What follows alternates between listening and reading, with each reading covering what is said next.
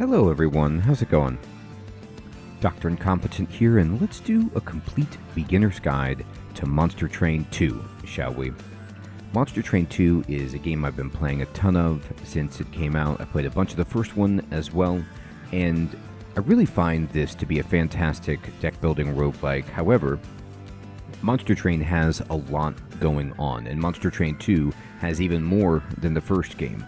I honestly think that Monster Train 2 is just a straight upgrade from the first game, and I really enjoy the new wrinkles that they've added, but I could see how a new player to this game, or even somebody who played the first one and hasn't played in a while and jumps into the second one, might find this to be a little bit overwhelming with all of the moving parts that there are.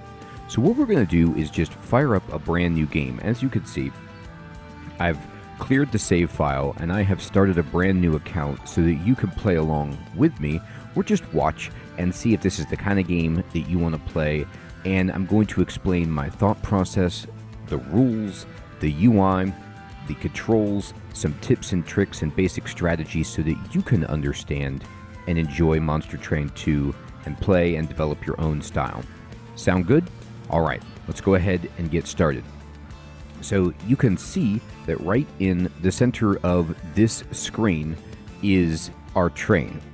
And we're going to go up the track to this node here where we're going to have a fight. Now, typically, we have choices that we get to make, but in this situation, it's just this one node because we're in limbo, and we're going to our very first battle, so let's get into it here. So, before you jump ahead when you're playing Monster Train 2, you need to take a very close look at this screen because it provides a lot of very useful information. First of all, it tells you right here, Dominion's Preservation. Healers blessed by Dominion bolster their allies' attack in large bursts to achieve victory. They give you a little bit of a strategy tip here. This is not just some flavor text describing the background. This is useful information about what's going to happen in this fight that you want to make sure you parse, because one of the quickest ways to lose in Monster Train is to not understand what the enemies are doing and the interactions that you're going to have with them, and realize that you have misplayed your strategy and things are going to spiral out of control. So in this case, we have to look out for healers. So the other information you can get on this screen is by going to the right side and mousing over each unit. So for example, this unit up here is a fallen champion. This is one of the units that we will fight. You could see in the tooltip that pops up, this unit has 4 fight, attack power, or damage, however you want to call that, the cross swords. I like to call it attack power. So it has 4 attack power, means it's going to do 4 damage when it fights us, and it has 45 health, the red heart right there. This unit, the Ominous Acolyte, actually does no damage, has 1 health, but has a special ability, and it's the healer. It restores 15 health to enemy units after combat. So combat works, the enemy attacks, then we attack normally, and then this ability will trigger. And if we don't kill anything, this guy is going to heal them 15, and we don't want that to happen. And then here is the kind of boss of the floor, or this particular battle, Uriel the First Blessed. And Uriel has 7 attack power and 125 health and is Relentless. Relentless is an ability that all bosses have, which means combat in this room continues until all enemies are defeated. This unit cannot be rooted. So you can't keep this unit in place, and you have to fight this unit until either they or you on a floor are dead. Normally, in battle, as you will see, the enemy takes their turn, we take our turn, and if any of the enemy units survive, they just ascend the train. But this guy is like, no, I'm not leaving until somebody's dead. So that's the kind of boss Relentless ability. So there's only going to be 1 Uriel that we fight, but there will be several of these smaller minion types enemies, the Ominous Acolytes and the Fallen Champion. So now we have a good deal of information along with this strategy here about how we want to proceed and win this fight. So let's click Start Battle.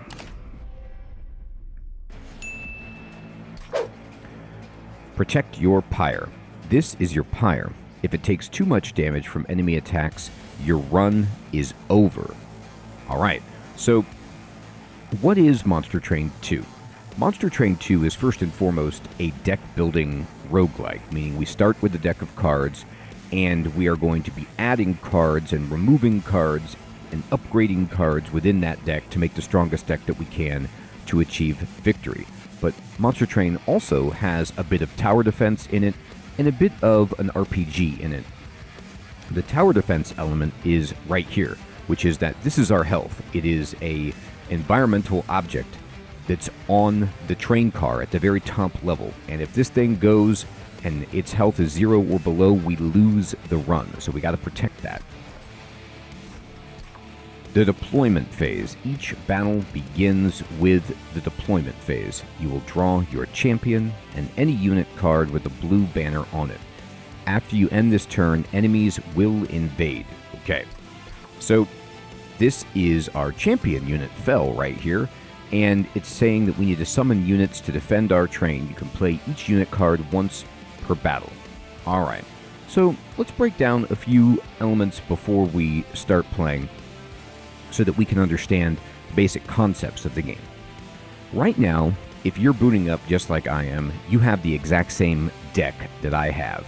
And our deck is determined by our starting clan and our allied clan. So our primary clan is the Banished, which is this blue symbol here, and our allied clan are the Pyreborn, this kind of red dragon-looking symbol.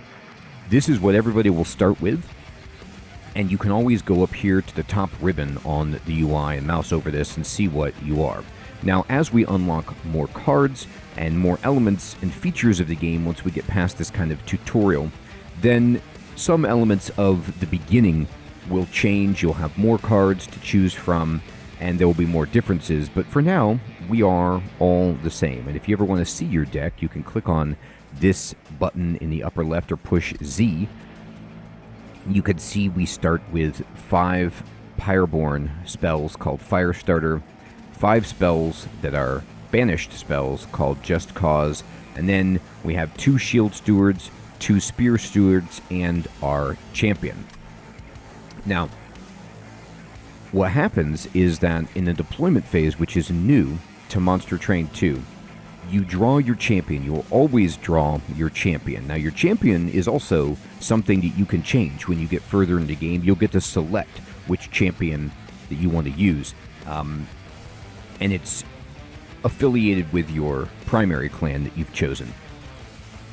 And this gives you some more options as you're kind of customizing. But the game is kind of on rails, and it has that Slay the Spire roguelite element, which is that the more you play, the more cards, champions, clans you unlock on your account that you can use to make different combinations, develop new strategies, etc.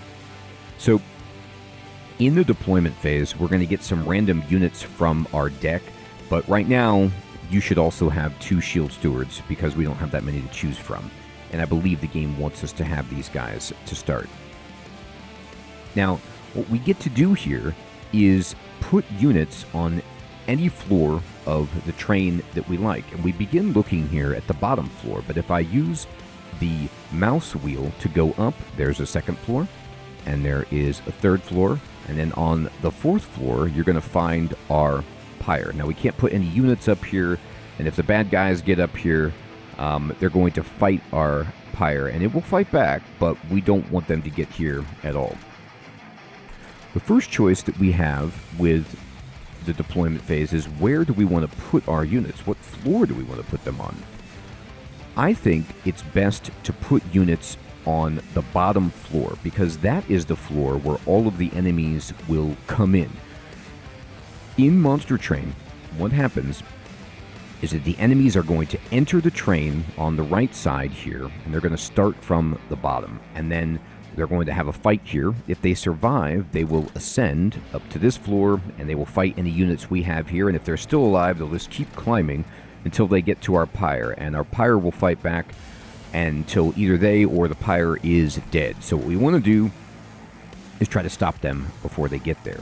Now, the bottom floor is going to see most of the action. It's going to see every enemy as it comes in, and so you want to put really, really good units down here. Now, as you get more into the game, there are more nuances to where you deploy, and there are some reasons why you might want to actually put really good units up higher on the train if they are a little bit slower to develop, or you want to do some stuff with them first.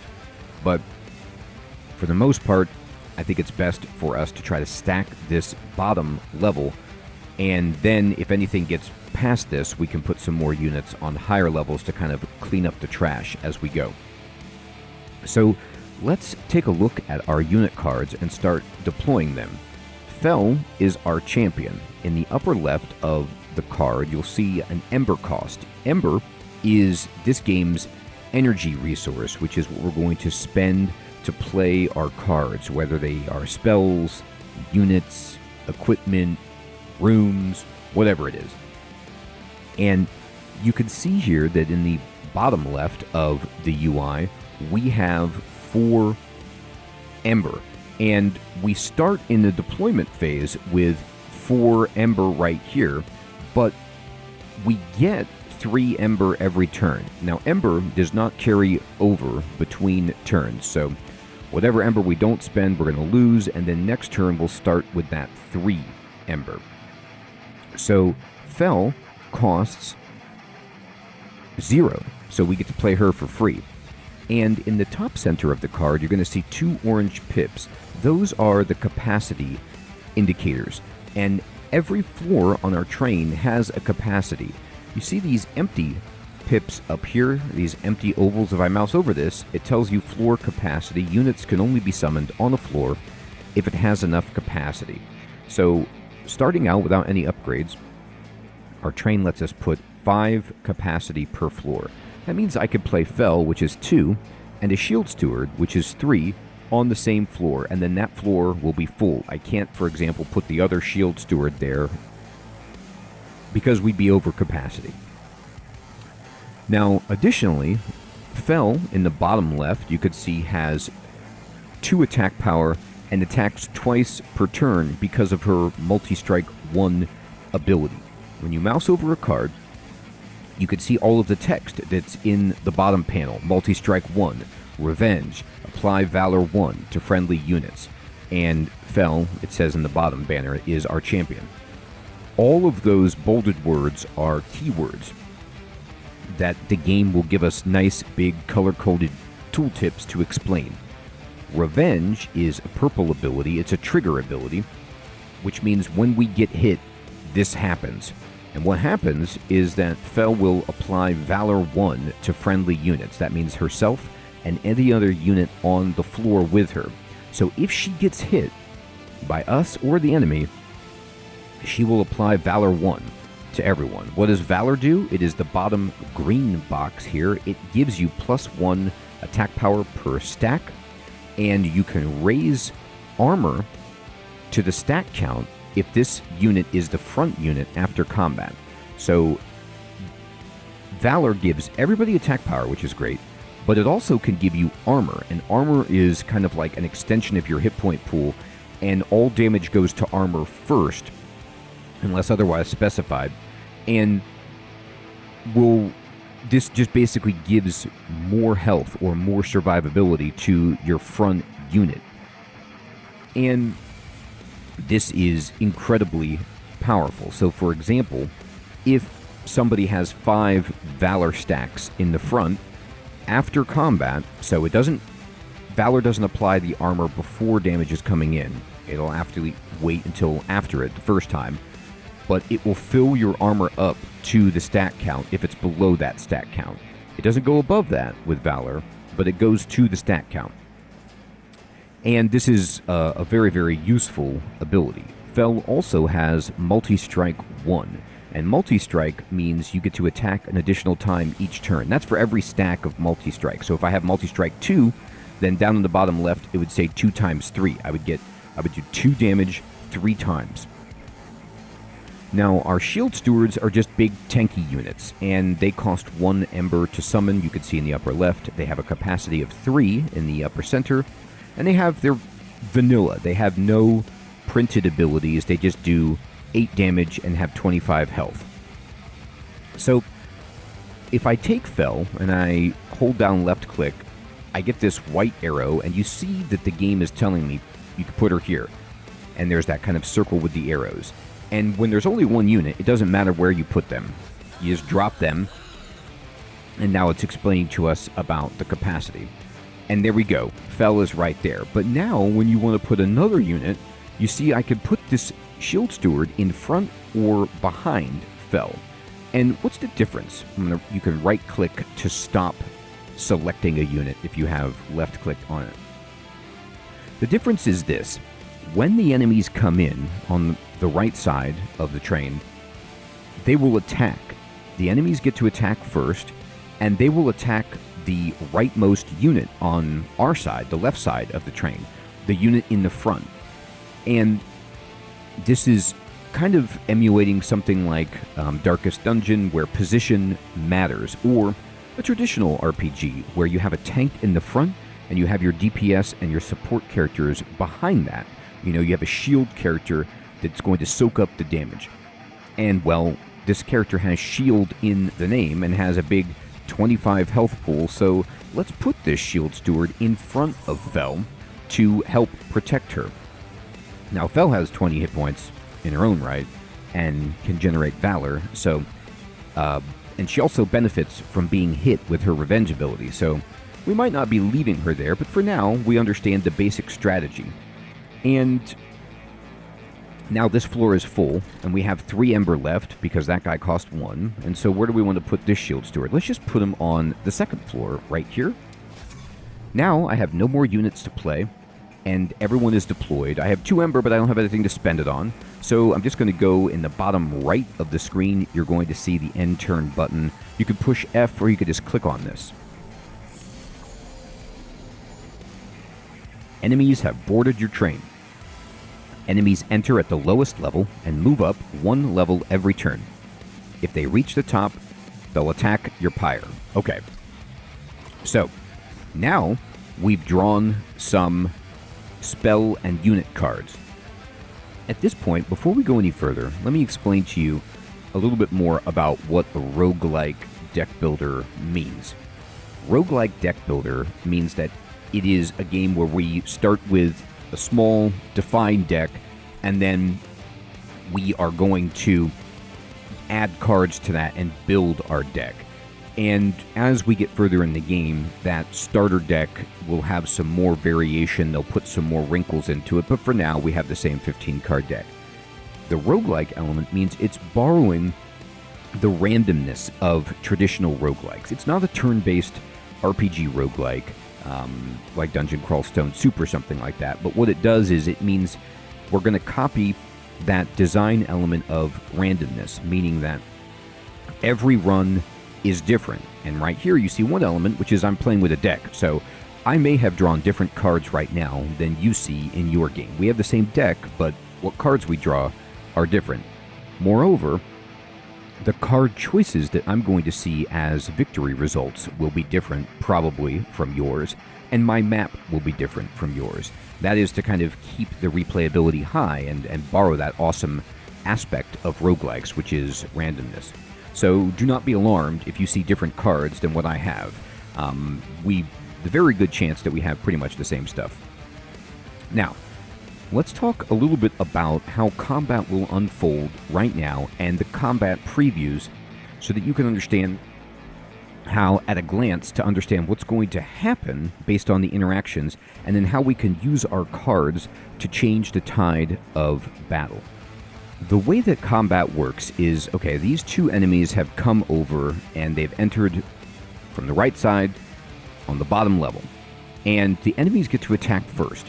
So when I'm done with my turn, this enemy is going to attack my front unit, and then this enemy, left to right, will also attack my front unit.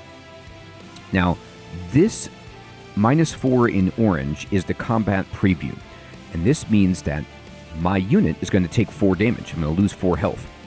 And that is because this unit is going to do 4 damage with its attack power there. Now, this unit, as we looked at before, has no attack power. It does not do damage, so it's only going to be 4 damage. Now, you see right here, there is a 0 that's in gray, which is the combat preview for this unit. Why is this guy taking 0? After they attack, I get to attack, and my Shield Steward will attack here, and then Fel will attack once, and actually, because of Multistrike, twice. All to this unit that has 45 health. I will do 8 damage, and then 2 damage twice, so a total of 12 damage. So this unit should have a minus 12. But remember, the healer heals 15 after combat. So after I do my 12 damage, the healer will heal all of that. So effectively, this unit is going to take 0. So that is awful, and we definitely want to do something about that, and we will. So we can do that by using the cards in our hand. Now, we have a unit card right here, but we also have some cards that are spells. We have 2 different ones. This is our Pyreborn card, Firestarter. And you know it's Pyreborn because of the red-ish orange border around it. And it costs 1 Ember, and it deals 1 damage to a unit, and then applies Pyro Gel to. What is Pyro Gel? Well, you see the red debuff box coming up, and it means that for every stack of Pyro Gel on the unit, it takes plus 1 damage.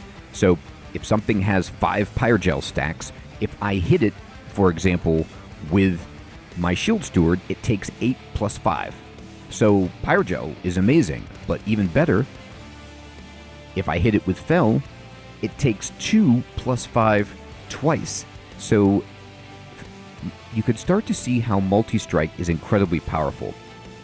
This is one of the ways that you're going to try and break the game in your favor, which is by scaling up with a multiplier ability like Multistrike, which doubles every positive and negative effect, like positive effects you apply to yourself. Valor, for example, for every plus 1 attack power I'm getting from Valor, it is now doubled with Multistrike, and for every debuff of Pyro Gel I put on the enemy, it is doubled in potency because of Multistrike. So this is very, very good for us. And Firestarter just deals 1 damage on its own, and I can do it to any unit that I want. You notice how when I left click on it, the card has this green border, meaning you have it selected, and I have this arrow, and all of the units turn white, because I could actually use this on my own units. So you could target allies, or you could target enemies with your cards. Now, most of the time, with cards that do negative things, you're going to target the enemy. But let's say I targeted Fel. Why would I want to do that? Well, remember, as we looked at, Fel has Revenge. And Revenge triggers on being hit, and being hit counts when a spell hits them. So if I hit Fel, you see how her attack power goes green to 3 times 2. And the Shield Steward's attack power goes green to 9. That is because if I hit her, Revenge will trigger, and her Revenge gives 1 stack of Valor, which will boost attack power. So this will help us do more damage. Not bad.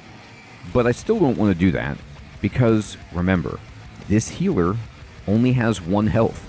So if I just use Firestarter on the healer, you could see the preview showing me that her health will go from 1 to 0. This will kill her. And I'm going to do this. I'm going to let go of the left click. Bam. And now that 12 damage is there. You can see the Fallen Champion indeed will take 12 damage because there is no heal. So the combat previews dynamically update to reflect what you've done. And this is how you can, at a glance, understand what's happening, because this is a complicated game. There's lots of interactions. And before you commit, before you end the turn, just try to parse out, okay, well, why is this minus 12? Why is this minus 4? What can I do to change this? What cards do I have here that can help me change that outcome? And this is how you're going to get better at this game. Go slow. Understand the basics and the fundamentals, because if you start making mistakes or overlook things, that's how you lose in this game. If you overlook some interaction or ability or misunderstand something. There are twin pillars to being successful in Monster Train 2. The first pillar to success is just understanding how to play, and that goes from understanding how combat works, how the damage will be dealt, how to prioritize your positioning, defending your Pyre, and also, and most importantly, understanding all the different interactions. What are the trigger abilities? What do the different debuffs and buffs and special abilities, how are these things all going to play out so that I can best develop my strategy? Once you understand that, I mean, you are a long way into really being good at the game. And there's just so many bits of that we're going to explain so that you have a good grasp of the fundamentals. Now, the other pillar to success in Monster Train 2 is breaking the game in your favor, scaling up your deck and your units more than the game's units and challenges are scaling up. This is the easiest fight you're going to be in, and the game is going to start getting harder and harder. So we're going to have to make our deck better and make it better in a hurry to keep pace with the game. And the way that we can do that in Monster Train is by upgrading our units, spells, equipments, rooms, and even ourselves with artifacts so that we are almost effectively cheating so that we could survive. And you'll see how that's going to happen once we get into the rings and the nodes and all of the other upgrades. But for now, this guy is still alive, and we have 2 Ember left to spend. So what do we want to do? Well, before we do anything else on this floor, I want to make a recommendation to you that if you draw a unit and you can play them without too much loss, you should. Honestly, you should probably play them anyway if you're able to, unless you're going to have a catastrophic failure or loss of units. Because there's 2 reasons for this.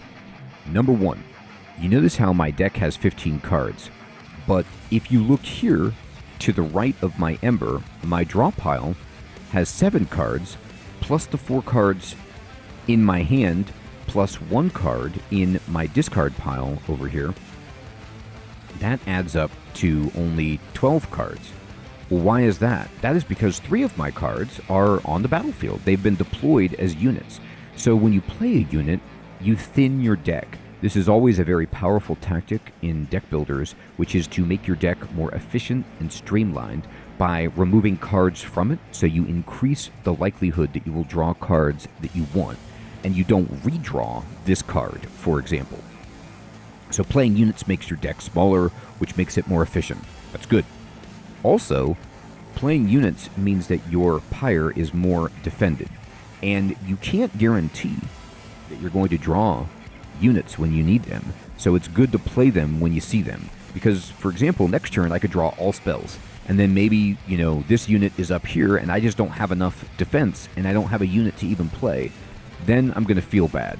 So this Spear Steward is kind of a DPS starter unit.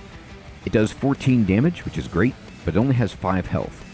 So we want this guy to go behind the tank on this floor, and it has a 2 capacity, so it can fit very nicely, almost like it was designed to fit behind, and it was, the Shield Steward.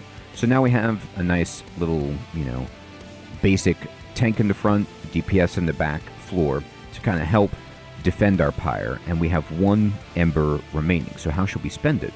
Well, I could put Firestarter on the Fallen Champion and make him take more damage. That's not bad. But I also have another spell, and this is a banished spell called Just Cause. And Just Cause does 2 things. It advances the unit, so it allows you to change the position of the unit. Now you can play this, of course, on friendly units, which is what you normally will do because it applies a buff. But you can also use this to move the enemy around if that is important. So one of the things about Monster Train 2 that I noticed when I got into it and I hadn't played for a while is that this starter deck's pretty cool, But the Valor ability and the Pyro Gel ability from Firestarter are kind of like, in deck building terms, they're a little bit more advanced abilities than just your basic, attack and defense buffs.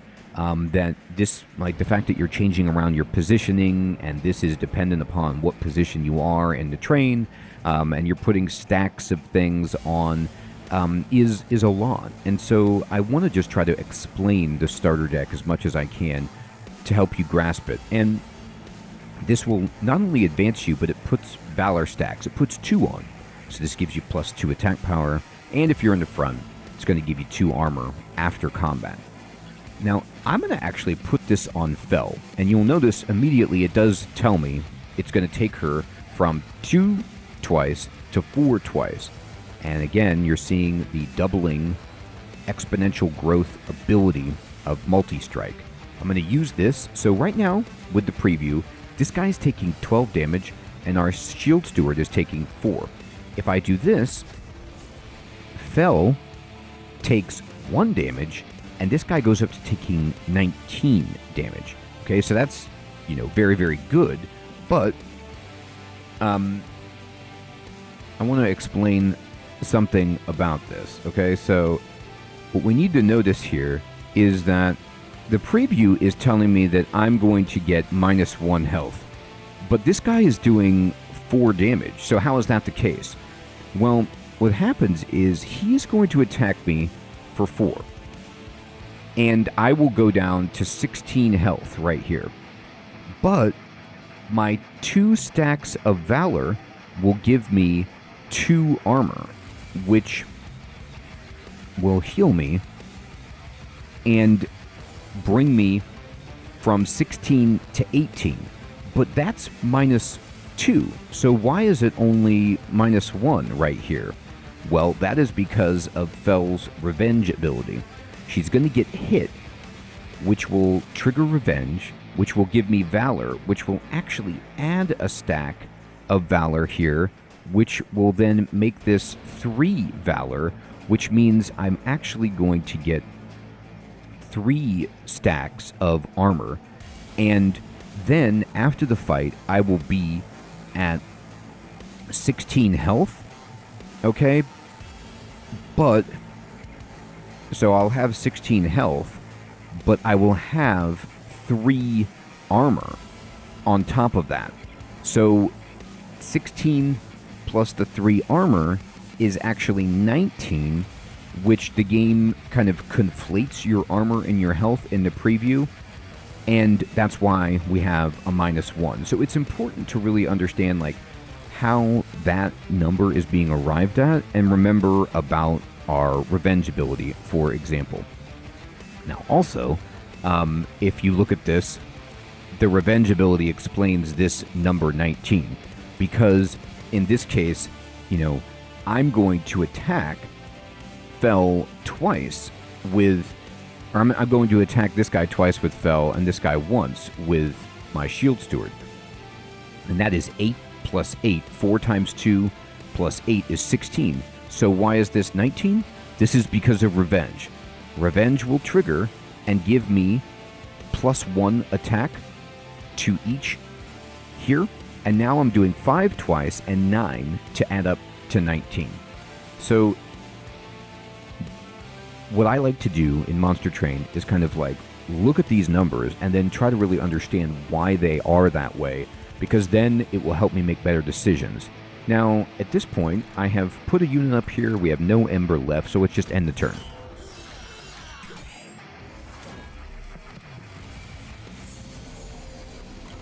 All right. Now, indeed, as we discussed, you could see I have 16 health on Fel and then a little 3 armor here. Now, the preview window tells me Fel's going to take 0, and that is because I have 3 armor and 16 health. It's actually going to work like this. This guy is going to hit me for 4, and the 4 damage will immediately knock out my armor, 3, and then there's 1 left over, and I will go to 15 health. But when Fel is hit, it will trigger Revenge, which will add a stack of Valor, which will, after combat, give me 4 armor and 15 health plus 4 armor adds up to 19, which is the exact same situation I'm at here before the attack, which is 16 health and 3 armor. And that is why it's a 0. But we can do better than this, and we will. First of all, let's go ahead and blow up this guy, like always. And you'll see that he's dead, and now this guy's taking 22. Now, this floor is fine. I'm actually okay with what's going on here. I'm going to move my attention up here. Okay, so this guy is going to take 22 damage from my units here, and that is not enough to kill this unit. So I'm a little upset about that, and I have some choices. I can put Just Cause right here to take this unit to 10, which would do 24, and then if I play another, this unit will go to 12 attack power, which will then go to 26 and kill this guy. I could also just play Just Cause once and put a Shield Steward on this top floor to kill this guy when he ascends, but I think let's just nip this in the bud right now and go 1 and go 2. You notice now I'm taking 0 damage because I'll go to 21 health, get 4 armor, and then this guy has a red X. When a unit has a red X, that means you have dealt sufficient damage to kill them. And this guy won't be dead, but it's as good as we can do at the moment. So we're going to go ahead and just let this happen. Now, combat happens top down.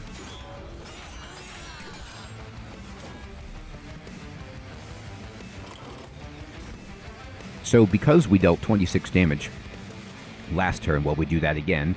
We don't need to mess with it. This guy's dead. We've killed him. And now there's no units entering the train. Now, why is that? Well, that is for this reason. First of all, I want to show you something on the top of the screen. We haven't really talked about the ribbon up here yet, and there's a lot of different buttons and icons that we're going to unpack as they become important. But let me discuss this with you. First of all, in the upper left, you see how it says Dominion's Preservation? You could put your mouse over this to get that text from the beginning, the strategic advice. But I want you to see right here where it tells you how many waves are remaining. This means until the boss comes. So very frequently in Monster Train, a wave before the boss, they will give you a brief respite, which means like they'll give you a moment to kind of catch your breath and plan, deal with the enemies that still are there before the boss arrives. And that's when the boss is arriving next turn. Now also, while we're up here, let's take a look. Remember, this is our deck, how many cards are in our deck, and we could click this to see our deck. This is how much gold we have. We have 50 we start with. This 80 is our Pyre health. It's currently at 80. And it gives you the stats of your Pyre, which is that our Pyre has a 45 attack power. So if anybody goes up to hit the Pyre, they're going to get walloped for 45. But remember, the enemy hits first. Now this egg with a 0 is our treasure hoard. And this is an interesting currency new to Monster Train 2, which can build up, and it can go up to 8. And at the end of a combat, if you have treasure hoard, you have a choice of either keeping the hoard or letting it build up to get better rewards. Other cards can also trigger and become stronger with the treasure hoard. So that explains a little bit about the UI and the upper left portion of it. And now we've kind of talked about most of it. The upper right, we'll discuss some more of that in a moment. But for now, this guy's going to die. So what can we do to make ourselves stronger? Well, we don't really have that much, actually. We have a bunch of cards that we want to play on bad guys, Firestarter. And I could play Firestarter on my own fell to pump up the units on the bottom floor. And it's not the worst idea, except it's going to put Pyro Gel on her, which means she'll take extra damage, which I don't like. So I'm just going to put Just Cause on fell. And I'm putting it on fell because this is the unit that benefits most from it because she attacks twice. Now you notice she gets a green number here, and this is shown when you actually gain health or armor. So we're going to actually go up to 6. We're already at 6 stacks of Valor, which means after combat, our Valor will fill up our armor to this stack count of 6. So we're going to go from 4 to 6. And I'm just going to end the turn, and this guy's going to die. I could have played some Pyro Gel on him, but it didn't really matter. All right, defeat the boss to win the battle. His Relentless ability means that combat will continue in this room until you or he is defeated, and we discussed this before. So let's take a look at what's happening. So right now, as is, our units are going to die, the red X's, and he's going to lose 98 health, which is a lot, but it's not enough. We want him to lose more.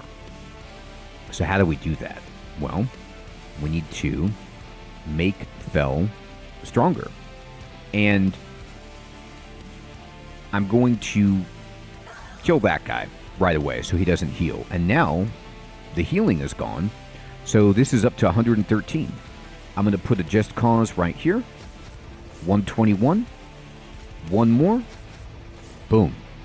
And now he dies. It's important to try to kill the boss on the first floor if you can, because you will get a score bonus for doing so. Now you notice that Fel dies in this exchange, and what does that mean? Well, all that means is that you won't get to use Fel for the rest of this battle. Your units, when they die, they just get, they leave the game for that battle, but next battle you have all your units back, and health does not carry over between battles, so you don't have to worry about death or health for the next battle. But you do have to worry about it for this one, because if Fel dies and this wasn't the last round, I'm just going to have to fight without her. But in this case, we're just trading, and let's see what happens. So every time this guy hits us, revenge is triggering, and we're getting stronger and stronger until, bam, dead. Victory. So when you win, you get a flat score bonus depending on how far you are along, and you get a bonus based on when you kill the boss. If you mouse over this, it says you get points for defeating the boss that many turns before it would have reached a prior room. This is another reason I like to stack the bottom floor a lot, because if you can kill the boss on the bottom floor, you get a 30% bonus. If they make it to the second floor, 20%, third floor, 10%, and then so on. Also, you lose points when your Pyre takes damage. So we're getting the full credit because our Pyre took no damage, and even bonus on top of that. These points are used to determine your score at the end of the run, whether win or lose, and points are used, as a fun value to try to get a high score, but also they help you unlock things and level up your account. Now, we also get these spoils. We're going to get 50 coins, and we're going to get packs from each of our clans. So let's see what that means. And here we go into the roguelike deck builder element of the game, where we get to choose 3. We're going to get 2 card packs, 1 for each of our clans. We're going to get a primary clan and an allied clan pack in this regular battle. And this is where your run will begin differing from mine. Your 3 card choices will probably not be the same, and it is up to you then to make a decision on which one you feel is best for your deck.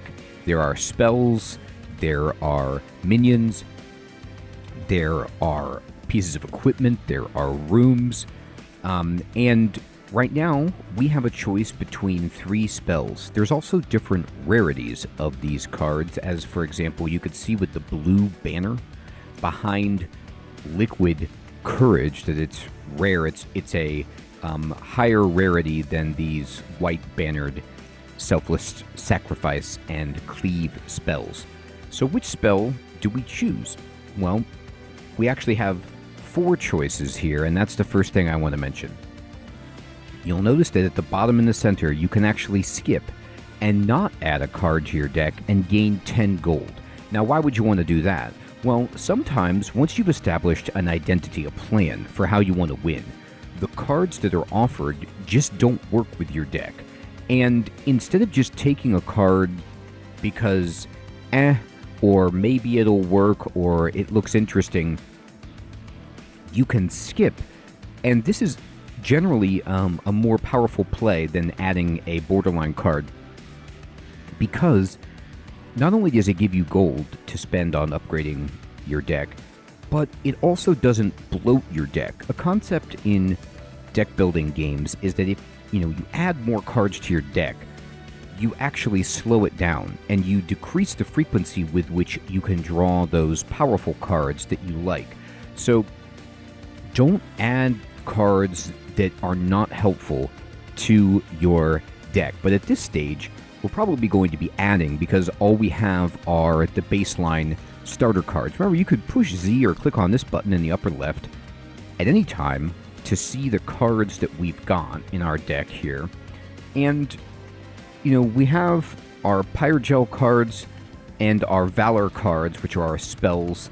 We have our starter tank units, which are the shield stewards, and our starter kind of DPS units, the spear stewards, and our champion. This starter deck is actually not very good, and it's one of the reasons, among another few, that I will tell you on why the tutorial is so difficult in this game. I want to just say right here at the outset, do not worry if you lose on this tutorial, because once you actually start playing again, there will be options available to you that will make life actually easier on you than they were in the tutorial. For example, you will be able to undo a move if you don't like how it went. You will be able to restart at the beginning of a battle if you would like.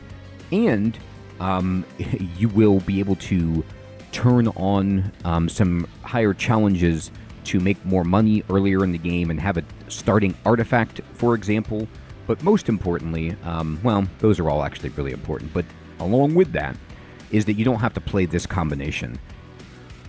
This combination of Banished and Pyreborn is not super synergistic, or if that's not a word, let's just say it's not filled with a lot of synergy.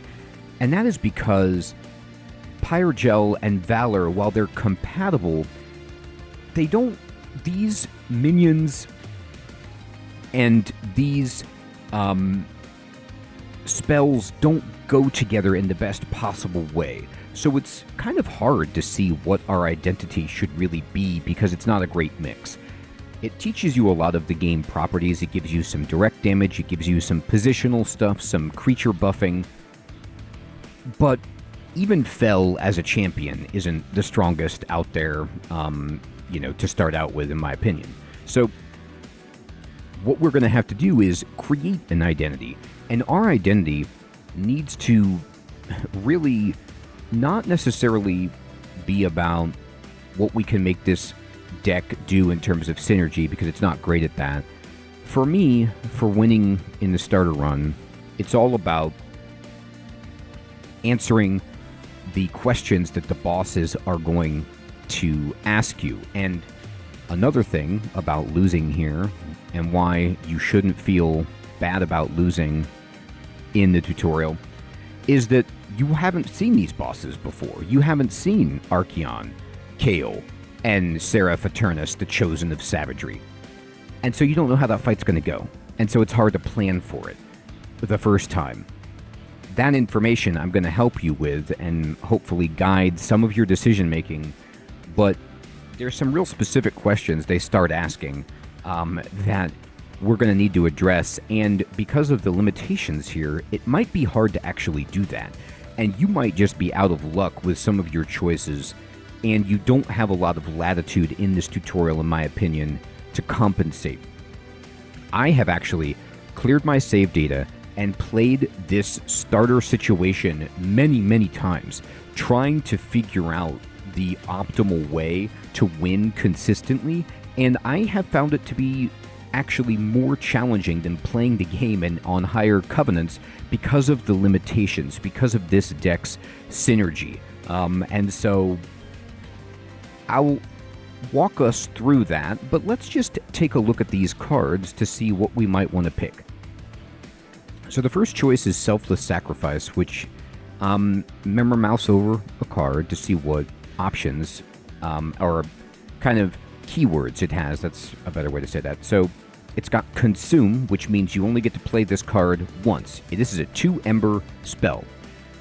And when you play it, you advance one of your units, which means they go to the front of the floor, and you apply damage shield 2.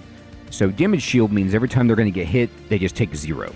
And it applies against any time that they're going to take incoming damage. This is not a very good card. It's okay.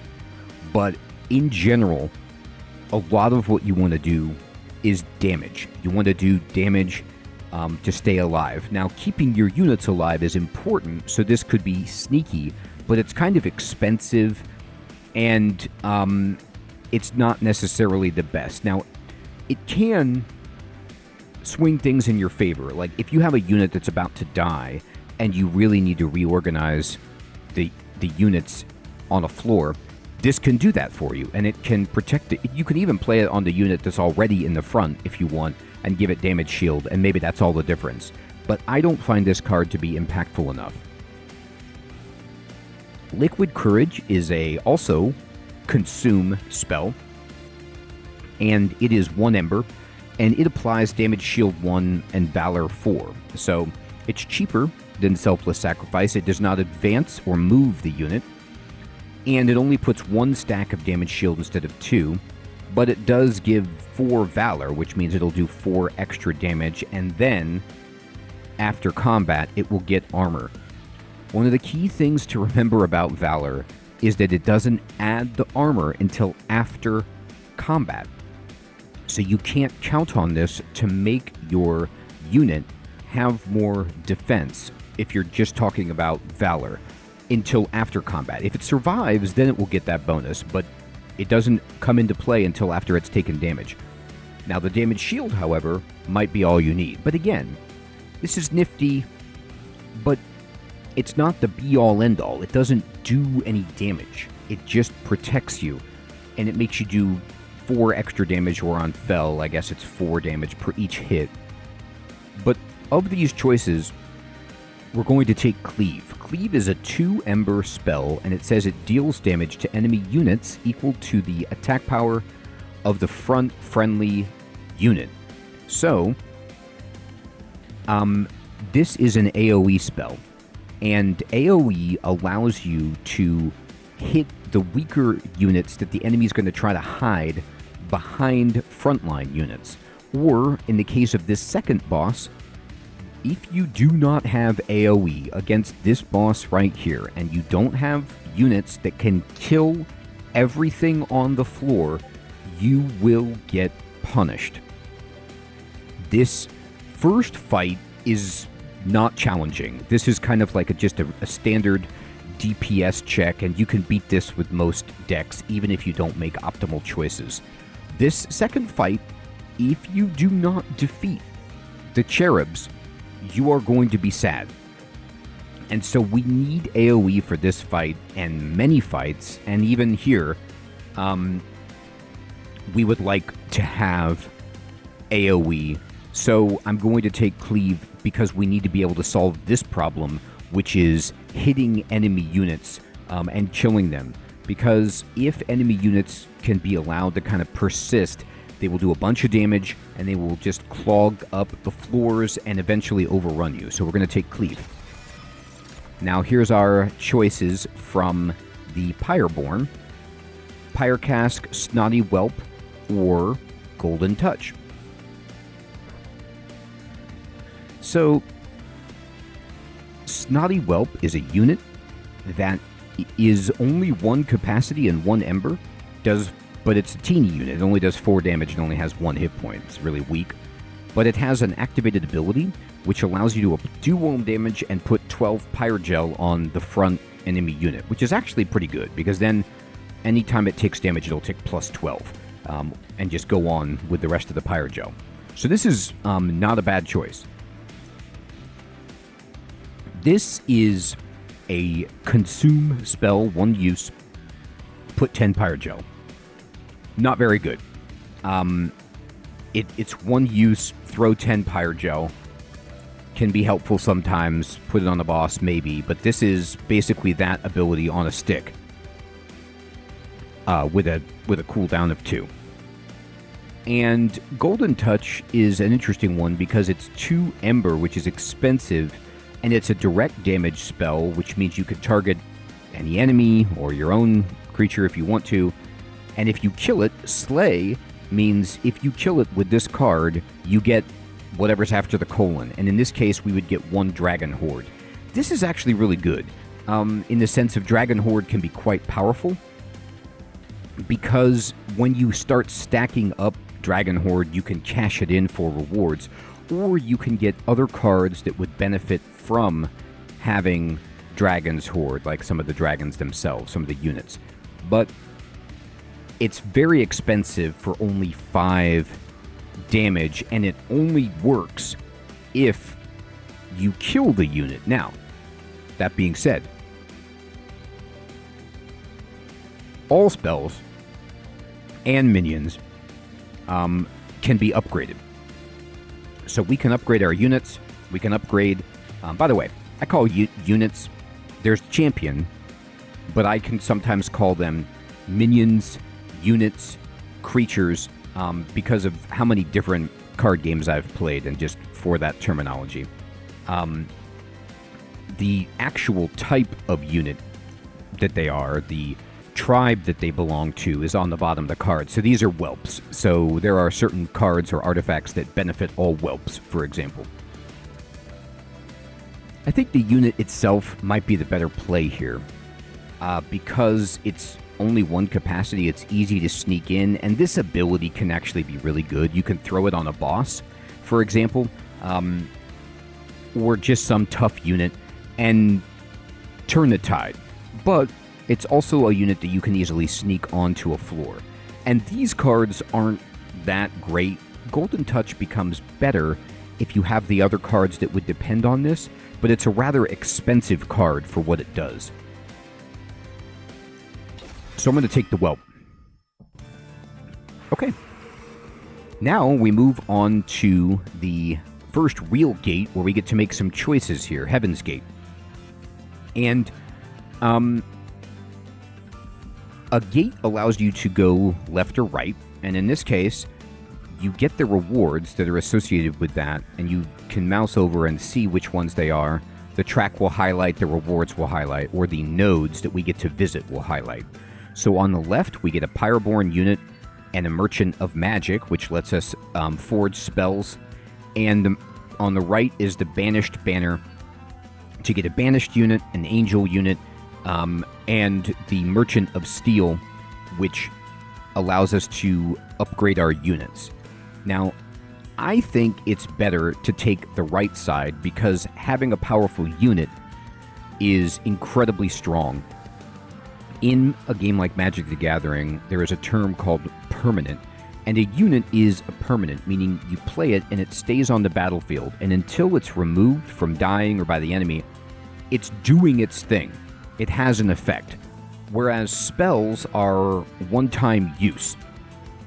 They can be very powerful, but you have to draw them, you have to use them at the right time, and I think you get more bang for your buck early by having strong units, and that's what we're going to be powering up. Now, if I go up here to the upper right and I click on the second circular button to the right on the ribbon running along the top, I can see kind of the map of our ascension and all of the rings that we're going to go through. And what we're looking out for are these right here, the Imperion Wells. This is where you can duplicate any card that you have in your deck except your champion. And what we want to do by the time we get to that 4th ring, and we are going to duplicate a card, we want to make sure that we have a card fully upgraded so that we can take complete advantage of this duplication. And what does that mean? Well, let's go to the right and let's talk about it. First of all, note that you can visit the Merchant of Steel. You can see what upgrades are available, and then you can click leave and come back. and all of those upgrades will remain there, and you can visit this at any time. Whereas on the other side, if I go to the Banished banner, I'm going to see 2 units here, and if I leave this, then it will be counted as skipping, and I will get 10 gold, but neither of these units. So you have to make a choice right here. Either pick a unit or skip. Now, of these 2 units, I am going to take the Sword Maiden. These are both rare units. There's the Battle Dancer, there's the Sword Maiden. Why am I taking the Sword Maiden? Well, the Sword Maiden, she's 1 Ember, 2 capacity, 10 damage, 20 health, and she's an angel unit. What happens is when you summon her, you get to draw an equipment card from your deck. So you can then play it if you have enough Ember. We don't have any equipment, but this will be better when we actually do get equipment. And moreover, if she's on the floor where a unit actually gets equipped with a piece of equipment, then she gets a bonus Valor of 8 that triggers every time that happens for units on her floor. So you can make her stronger too. This unit gets stronger every time you shift it, so it wants to move a lot. But it's just a weak unit to begin with, and it requires quite a lot of dancing for it to be good. Whereas I like the ability to draw an equipment card and thin my deck and play this. It's like drawing a card. And so I'm going to take the Sword Maiden. And then let's go to the Merchant of Steel. Now, I have 100 gold, as do you. And you're going to get choices. Now, again, because this is a roguelike, your choices will be different from mine.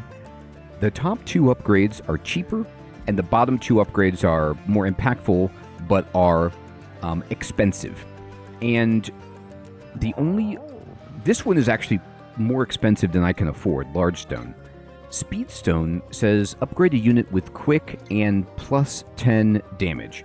So I can click on my deck and say, okay, do I want to make anybody quick? Well, what is quick? Quick means that it gets to actually attack before enemy units. So you could kill things before they can even do damage. And that's pretty nice. But it's, in an interesting way, it's kind of counterintuitive to some of the abilities that we have, like, for example, Fell's Revenge ability.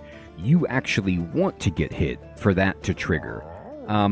Now, the other units don't care, and so this could be helpful, but I'm actually not thrilled about this at the moment, and I'm going to upgrade some units with these cheaper upgrades instead. So I'm going to give a unit Valor 8, and I think the unit that I want to give Valor 8 to will probably be my Sword Maiden, and just start to make her a little bit stronger. And then the Heartstone, I might actually put it here on this Whelp so that it doesn't die as easily and can stick around and do its ability. So, as I was saying, when we talk about upgrades, let's go back to my deck. Each unit that I upgraded, you noticed there were 2 pips in the upper left underneath its Ember cost when we upgraded. Every unit can have 2 upgrades on it. Now, there are ways to get more, but by base default, it is 1. And what we want to do is have a unit that has both of those upgrades applied to duplicate, so that we have this really busted card in our deck that we get more copies of. This is a game about breaking the game in your favor. The way you win is by cheating, effectively, and taking a baseline card and then pumping it up, and then trying to duplicate and add more copies of these busted cards that you have into your deck. A lot of the times, this will be enough to secure you a victory. Now, as it gets harder, you're going to need to make a lot more refined choices, have synergy, etc. But right now, we're just trying to get some really, really strong cards together, and pumping up your units is an amazing way to improve your deck, because look at this. The Sword Maiden, or even the Snotty Whelp, he just got 20 extra health from this Heartstone, but he doesn't cost anymore, and his capacity has not changed. So for the same Ember cost, we get a much better unit, and that's what we're trying to do to our spells. Upgrade them. Spells can be upgraded just like units with 2 upgrades, and your champion will be upgraded as you go. So I don't have enough to buy anything. I don't want to remove a card from my deck at this point, and I don't want to re-roll these options because if I spend 50 gold to re-roll, I won't have enough money to buy anything else. So what we're going to do then is leave. And now I've visited everything and I'm ready for the next battle. Let's go here. So we're fighting a more challenging battle. And this is not a ultimate boss. This is like a mini boss. And let me show you the difference. So on the map, you can see right here I'm on Gate 2, Heaven's Gate, and I'm getting ready to go to a battle. But you'll notice how the regular battle icon is these crossed swords, but then here, the icon is different for Archeon, the Scion of Savagery. And then up here, at ring 6, there's Kale, and then at ring 8, there is Seraph. And these are the kind of larger bosses that we'll fight, that you can see what attributes they have and what special abilities they have by putting the magnifying glass on them at any time, so you could start planning for them. But they always appear at rings 3, 6, and 8. So, this is a lesser battle, but it will be much harder than the previous battle. Why? Well, look at this guy. Elibor the Wall has 260 hit points and does 7 damage. And then he also puts 5 armor on himself to make himself really, really tough. Armor is something that we've already seen with our Valor, and this is applied before health, which means that it is just like an extra hit point pool that damage goes to first, unless there is an ability to ignore the armor. We have a healer, and we have this Slaven Knight, and this guy's actually new, and he is 50 health but only 2 damage. However, he gets plus 8 damage if he's the front unit of the floor. So he actually benefits from moving forward. So we're going to see how that plays out in this exchange here. So I'm going to start the battle. All right. So here we have our deployment phase, and we have some choices to make. And I'm going to do a little bit of an experiment here. I'm going to put Fel on the bottom. And then I'm actually going to play the Sword Maiden with Fel. Now, her summon ability does nothing because we have no equipment. But you'll notice we have an empty capacity. I'm hoping to put our good buddy, the Snotty Whelp, on that floor. And then I have 3 Ember left, so I'm just going to put a Shield Steward on floor 2. Or that was floor 3, and then another one on floor 2. There we go. So we have units on every floor, and I'm going to end the turn.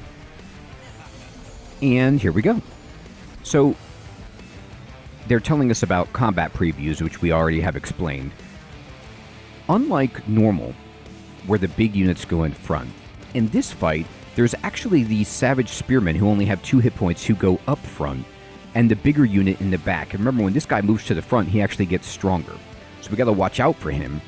But what we want here is to have Fel in front, so that Fel, with her 2 attacks of 2, will go chop, chop, kill these 2 guys, and then the Sword Maiden will swing in on the Slaven Knight.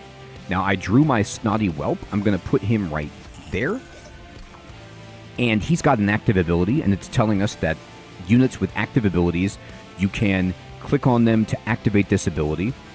Additionally, you could see here in the bottom right, it'll tell you if you have an ability ready to use, so that you remember before you end your turn, maybe I want to use this ability. You see the Flaming Lightning Bolt, that is the action ability. Okay, now I'm set. If I wanted to, I can just cleave right here, and then Fel will take no damage from these attacks, but it will make this guy, if I cleave, then these units will die in the front. This guy will move forward and get plus 8 attack, so it's kind of a wash. So instead what I want to do is just pump up Fel, like that, and like that, so Fel has a little bit more armor and is doing a little bit more damage. There is no reason for us to Jelly Sneeze right now because the front unit is going to die, so I'm just going to wait.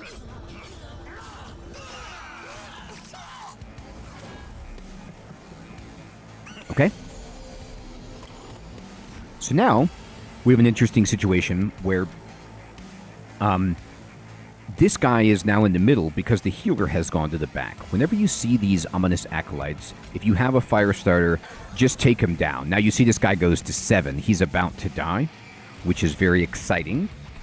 But instead of working more on this floor, I'm going to actually drop a Spear Steward here so we can kill this guy. So now you see, when the combat preview shows a red X, that means that unit is going to die. We're going to take 10 damage because he's in the front, so he got his Vanguard ability activated.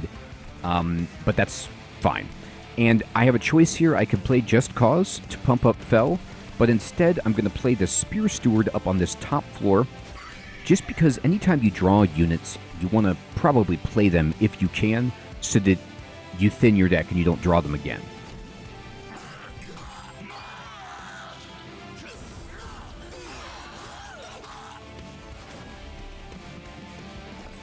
Alright, so we have a brief respite, which means we can just chill for a moment.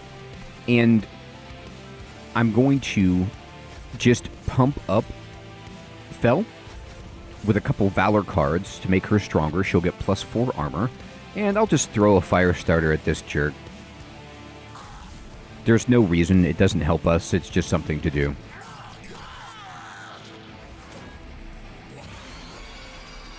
And here we are. We are on the final wave. Now, I've been saving this, and it's time for us to use Jelly Sneeze's ability. So what we're going to do is we're just going to click on him, or his ability right there, and boom. Now notice what happened. Just by doing that, this guy went from losing some health to dying, because 12 Pyro Gel on this idiot means that every time I hit him, he's taking 12 extra damage, which adds up so fast it's insane. Now, the reason these back units are actually dying is because of this guy, the Savage Spearman. Remember what I said. You want to be able to take out a guy like this, especially on the Relentless phase, because he's going to get to be attacking us. But if I just play Cleave right here, bam. Now, the only person that dies is Fel. And that doesn't matter, like we had before. And the Swordmane isn't even taking damage. I could pump up Fel with Valor, which isn't the worst idea, but remember, this won't actually add armor until after the battle, so I'm just actually going to hit with the Pyro Gel, and then now look at this. By hitting with the Pyro Gel, now Fel doesn't even die, because of how cumulative and exponential this becomes. Every hit, adding 14 just skyrockets. So we're going to watch as we clean this fool out. He does get his armor every time, but it doesn't matter. With all that Pyro Gel and all of the Valor that Fel is putting on because of her revenge ability, even our snotty whelp did 25 damage. So we killed the boss, we got 1,500 points plus 30%, and we have some more choices here. We get 50 coins, and we get to collect 3 cards. These are not my favorite cards at all. Of these cards, this is my favorite, but it's quite expensive. I'm going to take it and see if we can upgrade it, make it cheaper. This is equipment, but it's equipment you play on the enemy and try to move them around and kill them with it. It's clever, it's good to put on a boss, but a lot of bosses can't be shifted, so it's like you put it on big chunky units instead. Actually, pretty much all bosses can't be shifted. Well, the ones outside the train can. And this is not my favorite. Again, we already talked about this. This is 10 Valor, which is amazing, but it's 3 Ember, which is quite costly. But I'm going to take it because it can help us a lot. And of these choices, remember, what do we want? We want some more AoE. That is really, really what I'm trying to get, is spells that can affect all of the enemies, and Flicker is the one. Flicker only does 1 damage, but it's 0 Ember, and if we power this up, it can become very, very useful, so I will take it. And now, we are on Ring 3, and getting ready to face our first boss. And I think this is a good place to end our very first episode of this guide series, and we will resume and continue moving through the rings and seeing if we can survive In this tutorial, I'm going to continue explaining my thought process so that you can get into and enjoy this game. If you have any questions about Monster Train 2, please put those in the comments below. I'd love to help you. And if you are a Monster Train 2 expert and you want to leave your own advice to help new players, I'd appreciate that so much. Just make sure you do so in a way that's not too spoilery and not too in the weeds, so that brand new players who've never played before can follow along with the wisdom that you're sharing. Thank you so much, everyone, for watching. Take care.